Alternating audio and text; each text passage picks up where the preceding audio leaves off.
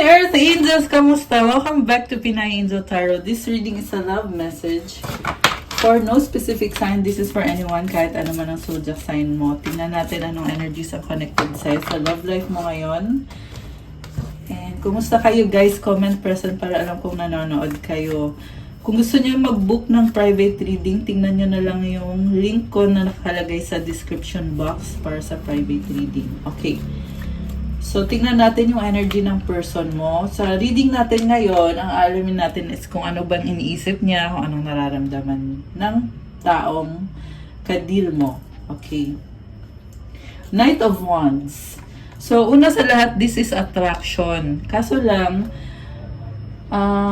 inobserbahan ka niya kung gusto mo rin ba siya.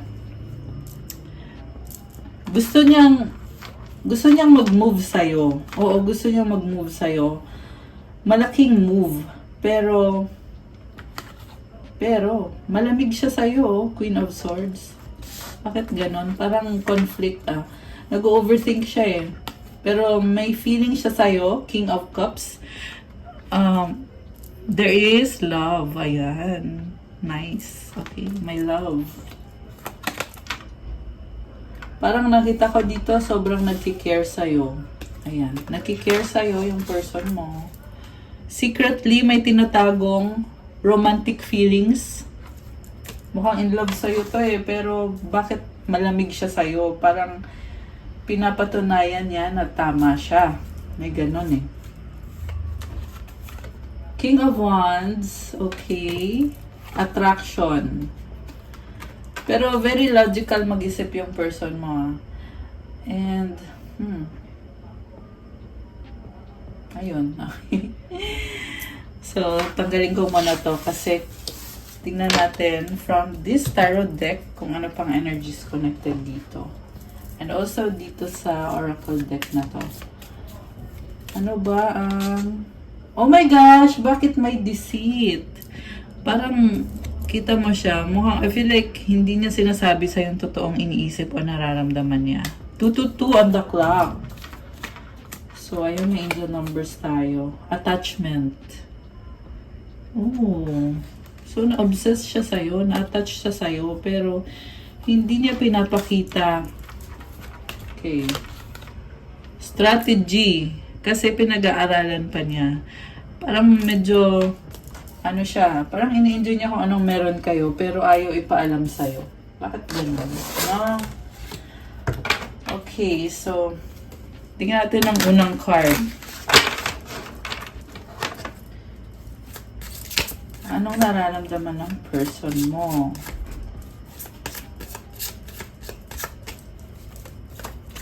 Okay. 8 of Pentacles. Busy sa work. Nakafocus siya sa work niya eh, pero may sun dito. I feel like yung work niya kasi nagdadala ng bagong simula para sa kanya, ng positivity. At the same time, nasa isip ka naman niya. Meron siyang hinihintay eh, habang busy siya sa work niya. Parang hinihintay niya na mag-moment kayo. Pero very practical siya ngayon. Bottom of the deck, Judgment card. Okay, parang huminto. Ang mga bagay-bagay. Pero pagbabago dito. Knight of Swords. Okay, may mabilis na energy. Ano kaya to? The Lovers. Wow, guys. So, ang lakas ng energy ng Gemini. Baka may kadil kayong Gemini. O kung hindi man, this can be any sign naman talaga. Ang nakita ko dito, curiosity, at the same time, very pure. Kita mo may angel dito. Very pure and marupok siya eh. Marupok yung person mo. So, ano ngayon? High Priestess. Kaya niya tinatago, sinisikreto niya kasi mabilis kasi siyang masaktan. So, parang pinoprotektahan niya kung anong meron siya. Ayaw niya munang ipakita sa'yo lahat kung ano yung alas niya. At the same time, meron siyang minamanifest at may pinag-aaralan. Mukhang gusto naman niya mag-workout ito. Pinili ka niya eh. Okay. Pinili ka niya. 5 of Swords. Overthinking. My gosh, bakit ganito? Napaka-intense ng energy ngayon. By the way, it's already Taurus season. Happy birthday sa mga Taurus. Ayan, hello, hello. Kung Taurus kayo, comment nyo kailan ang birthday nyo. So, minamanifest ka niya, oo, pero parang napipressure siya eh. Magician, wow. Ayan, manifestation. Ano kayang pipiliin niya? Kasi, nasa kanya na lahat ng tools niya para i-manifest yung connection nyo. Six of Wands, victory and success. Knight of Pentacles. Okay. Mabagal siyang kumilos, ano? Mabagal siyang kumilos ngayon. Pero, I feel like nag-a-adjust siya sa'yo. Nagkaroon kayo ng conflict nito eh. Pero mukhang sinasabi dito okay na. Pero hindi niya pinapakita sa'yo. Queen of Wands. Okay. Very charming person. Si Queen of Wands, very committed to eh. Queen of Pentacles. Bakit may nakita ko na parang posible maraming taong involved? Ano kaya to? Clarify natin ha. Posible din naman na same person lang to. Si Queen of Wands, ano yan eh. Energy ng Queen is nagtitake talaga ng action yan. Eight of Swords. Oh my gosh. Overthinking and alam mo kasi sa nakita ko magaling mag-manifest yung person mo. Mukhang naka-fix yung mga plano niya eh. So, mahirap sa kanya mag-adjust kung kunyari ito na yung nakasanayan niya or ito yung gusto niya mangyari. So, paninindigan niya yon. May offer sa'yo eh. Ayan, may offer sa'yo itong person na to kung gusto mo rin ba siya. At the same time, very practical.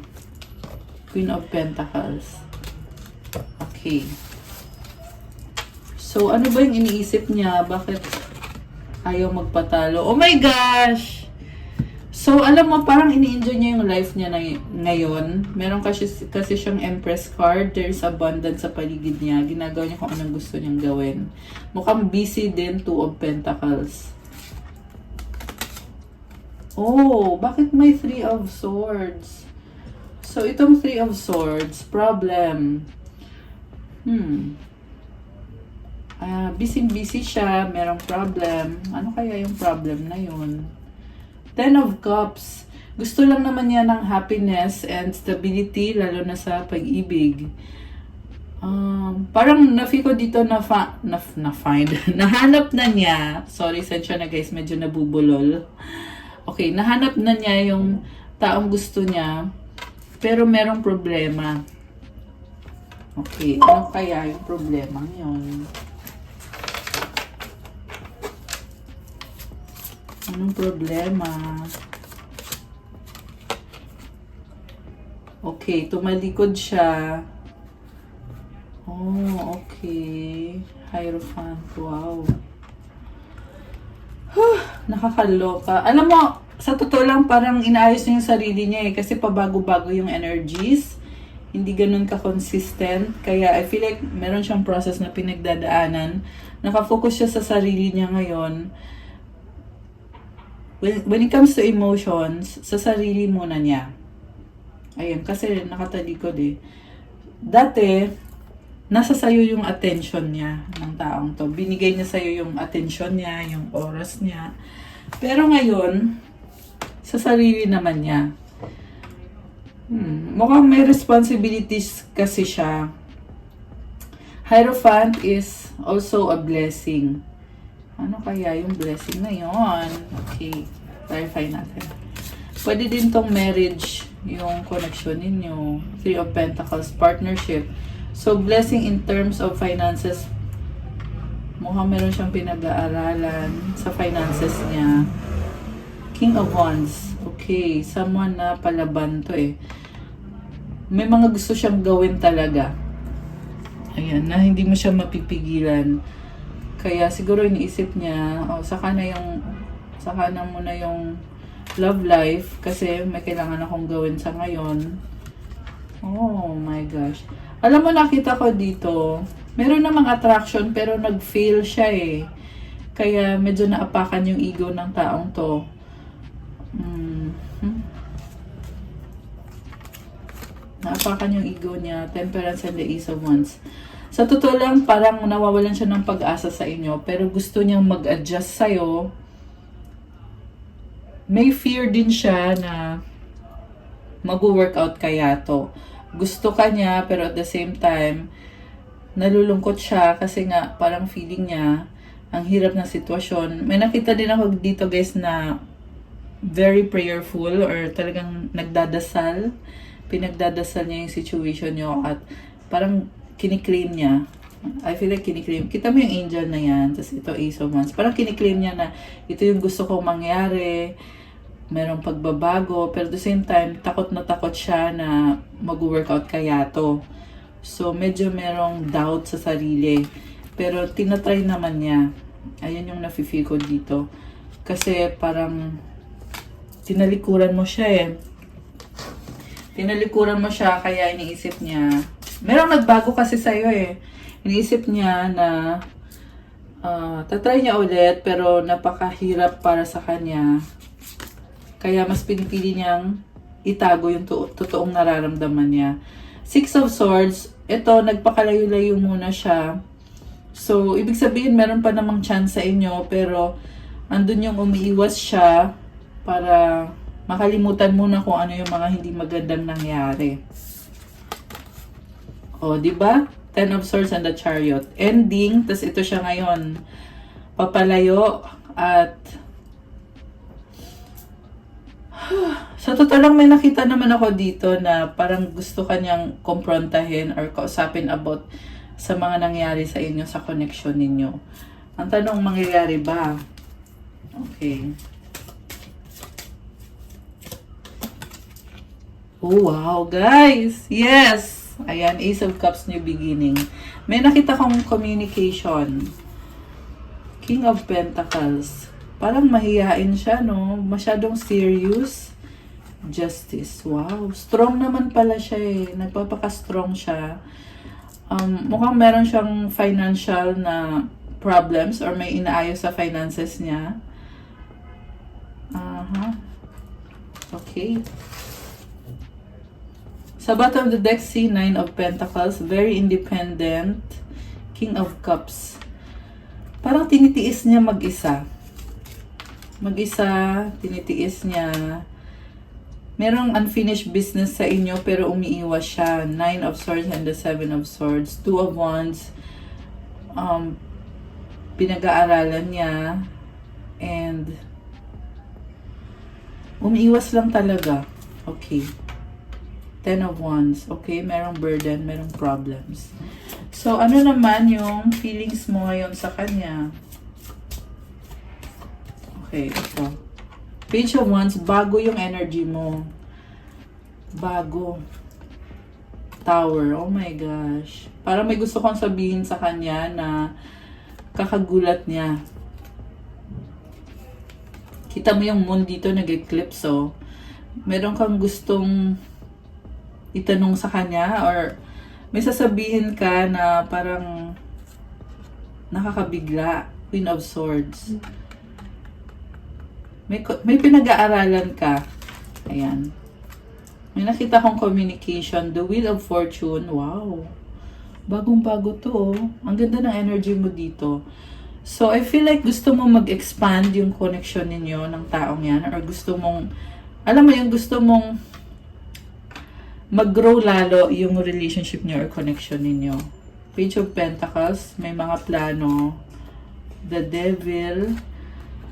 May nakita ko dito, attachment. Bakit ganon? Toxic. Okay. So, ano yung pagbabago na gusto mong mangyari? Wow! Nice. The Star. Manifestation. And wow, guys! Four of Wands. So, ang ganda naman ito. Parang wish mo yung stable na commitment and stability. So, sa part mo, nakikita ko dito na very, parang positive yung vibe mo na tungkol sa connection nyo na magiging okay ang lahat. Oh, so nice. Seven of Wands, okay? May nakita din ako sa'yo na ayaw mong sabihin sa kanya or umiiwas ka, nagsaset ka kasi ng boundaries. Kaya meron kang gustong sabihin sa kanya pero hindi mo sinasabi ng buo or parang alam mo yun, sinasadya mo na hindi sabihin sa kanya. May ganong energy. Parang gusto mo talaga iparamdam sa kanya na ayaw mong sabihin kung ano yung dapat mong sabihin. Four of Cups and a Five of Cups kasi hindi ka masaya. Oh my gosh. Sinaktan ka niya. Guys, grabe. Parang kilig naman to. Parang feeling mo kasi sinaktan ka ng taong to. Emotional ka sobra. May nakita nga akong umiiyak. Ayan oh. Ayan. Teka. So, parang nasabi mo dito,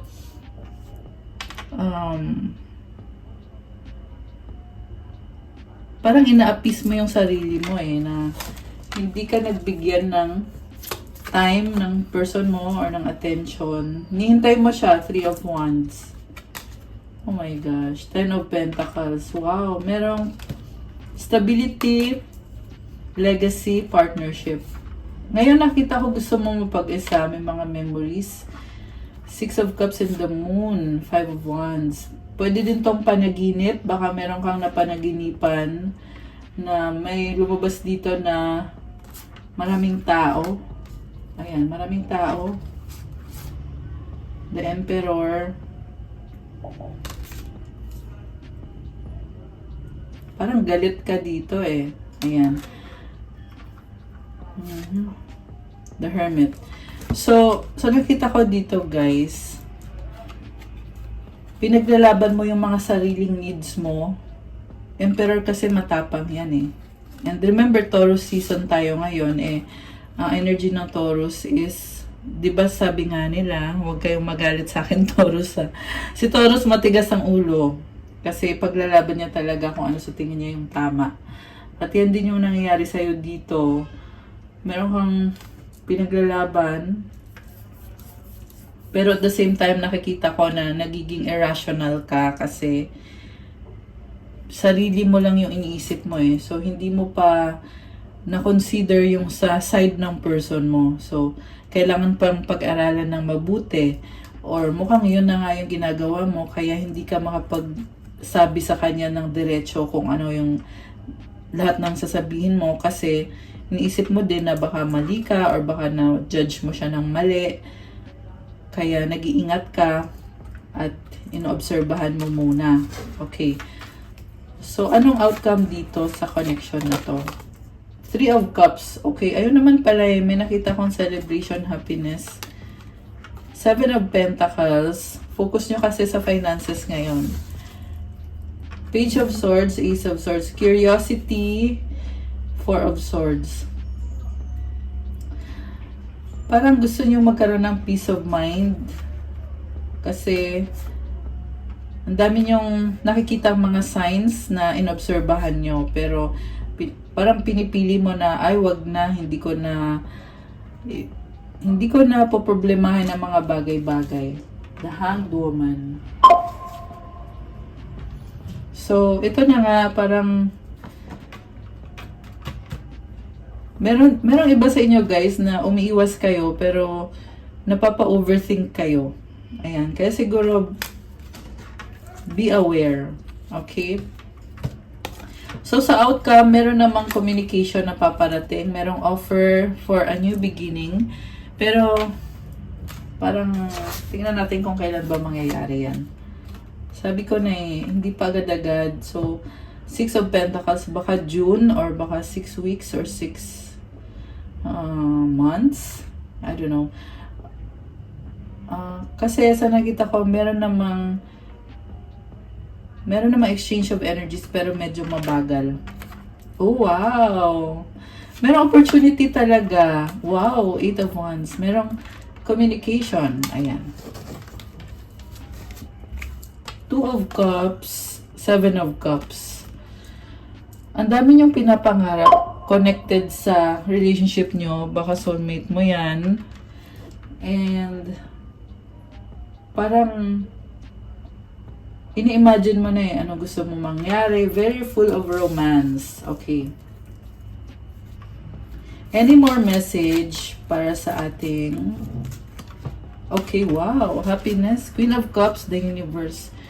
So, sa ngayon nakikita ko, ini-enjoy mo yung life mo. Ang daming blessings. Merong abundance. Yung happiness mo, andyan. May nakita din ako, endings and new beginnings. I feel like yung iba sa inyo, pinipili yung tapusin yung isang cycle kasi mahal nyo pa rin yung taong yan. Nagbago ka dito eh. Kita mo ito ka oh. Tapos ngayon ito. Ayan. Mas lalong gumanda yung aura mo. Ayan. Lalong gumanda. Ganda pa ng colors nito oh. So, nag-grow ka. Yes, merong growth. Sabi ko nga kanina, merong Wheel of Fortune na card. So, meron kang inantay ng matagal. Ngayon, dumadating yung inantay mo. Ano kaya yung inantay mo? Tingnan nga natin. 9 of Wands. Okay, pagbabago. Kasi may mga frustration ka eh. May fear. Oh my gosh. Ayan, 9 of Wands and the 2 of Swords. Tagal mo inantay yan. Napagod ka na. Nalata ka na. Ito na siya, oh, the Sun. Ito na yung inaantay mo. Leadership. Merong magbabalik, guys. Knight of Wands. The Strength card. Wow. Grabe to, oh. Merong nagmamanifest. Okay, so... Alam mo, hindi madali yung pinagdaanan mo. Andito yung Death card, tapos 9 of Cups. Pero bumabangon ka. Parang Phoenix Rising yung nakakita ko dito. So, ang ganda nitong cards na to. May nakita akong reconnection kasi attracted kayo sa isa't isa. Last card, 4 of Pentacles. Masyado kang serious ngayon. Serious. Kasi pinahahalagahan mo yung sarili mo, yung happiness mo, yung finances mo, self-love and self-care yung nakita ko dito. Masaya ka naman sa ganyan. Ang laki ng sun, oh. So, ito kasing 4 of Pentacles, pinoprotektahan mong sarili mo. Yan yung ibig sabihin nun. Kaya siguro, kung napapansin mo lately, na nagiging very practical yung practical ka, yung ugali mo sa pera, ganun din naman sa love. Anong energies connected dito sa connection ninyo? Okay, may nalaglag na card. Faith, hope, and inspiration. Wow. Wow, sexy love! So, definitely guys, attracted kayo pareho sa isa't isa. Oh my gosh, kilig, match, super in love. Ayan. Okay, ano pa? Wow guys, strong, mahal pa rin kita. I love this. Last one. Oh my gosh, bakit friend zone? Natawa ako bigla. Friend zone BFF. Okay, i-clarify natin yan. Bakit may friend zone na card? Ikaw lang, loyal. So, siguro baka best friend yung treatment niyo sa isa't isa. Loyal naman siya sa'yo eh. Okay. So, kuha pa tayo ng more cards. Galing naman sa... Okay, kuha tayo ng 3. 1, 2, lumipad, 3. Ayan, tumalon yung card eh. Kuha din tayo ng 3 galing dito. 1, 2. Okay, bakit ang dami? 3. So, tingnan natin. Please help me, I need it. Childhood trauma. My gosh. I need more time. Medyo mabagal yung movement sa relationship nyo. Pero kanina meron namang lumabas na communication. Kasi I need more time daw eh. Ayan. Tsaka yung person mo parang may trauma. Childhood trauma. Ano kaya to? Ano kaya parang feeling niya ikaw yung makakatulong sa kanya, kaya niya gustong lumapit sa'yo. Okay, dito naman, you don't know how hard it was to let you go. Oh my goodness. So, nahirapan siya sa sitwasyon niyo kasi kinailangan niya i-let go. I regret lying to you. Oh my gosh. Ano siya eh, nagtatago, sneaky, very sneaky yung person mo. No. I want you. So, napakalakas ng attraction dito. Parang nahihirapan siya pag hindi kayo okay. Ayan. So, gusto ka ng taong yan. Anong advice para sa mga viewers natin? Kuha tayo ng advice card, tsaka mensahe galing sa universe. Parang naabot ko yung cards ko. Kasi kukuha ko kayo ng mensahe. Nga pala, it's new moon right now. It's a good time for manifestation. Ang ganda ng energy ng new moon for manifestation. Maganda siya for manifestation. Okay, kaya kukuha ko kayo ng moon card. Ay, nalaglag. Isa. And another one. Okay. So, tingnan natin yung advices. Companionship. Okay. When you fully bless and embrace your aloneness, you're ready for the ones who are meant to be with you. May I welcome this solitude, knowing it will open the way for all healthy relationships. Parang, feeling mo kasi mag-isa ka eh, pero embrace mo daw yung pagiging mag-isa mo. Kasi, merong magbubukas na pintuan para sa healthy na relationship. Ibig sabihin, hindi mo pinipilit na dadating, kusa na lang dadating yung mga healthy relationship. Not necessarily sa love, posible din kasi to sa friendship, sa family. May nakita kong flowers na nagbo-bloom and color white, so it symbolizes purity. Ayan. Oh, 333. Oh my gosh. Angel numbers. Ayan. Next card. When I'm in alignment with the love of the universe, peace cannot be disrupted. So, kapag daw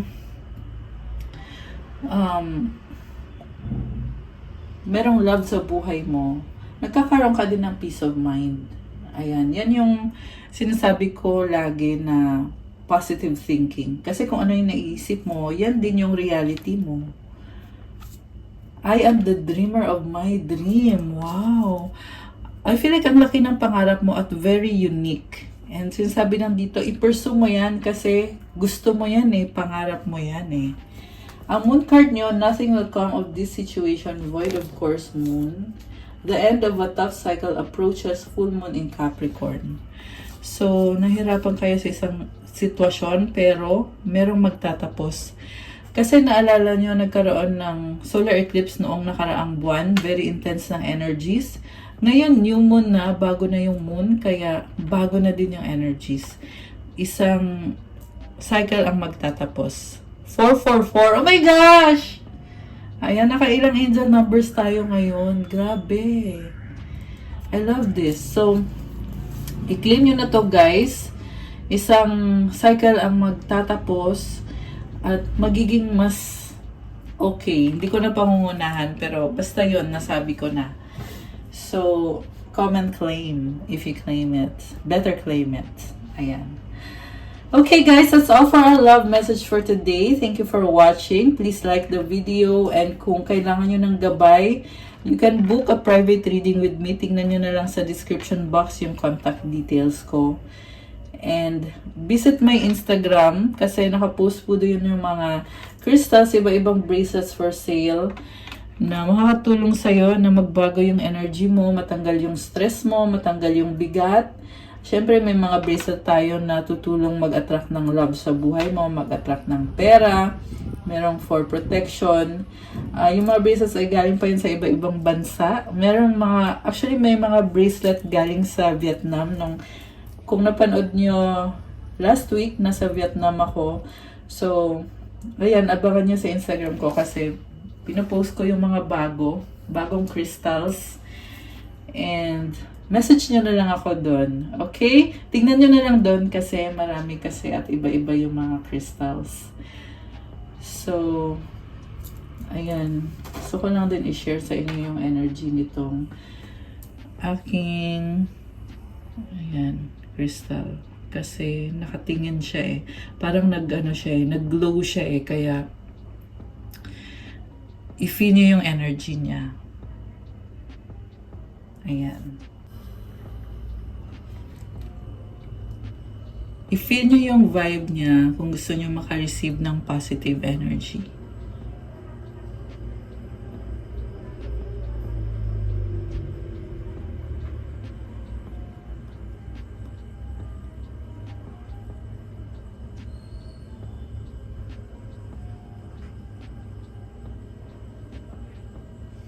Grabe, ang ganda. Ang ganda ng energy. Ayan. Okay, guys. So, that's all. Thank you for watching. Have a good day. God bless you all. Stay safe. See you again soon. Bye! I-like nyo muna yung video pala. Ayan, pa-subscribe din po. Thank you. Bye-bye!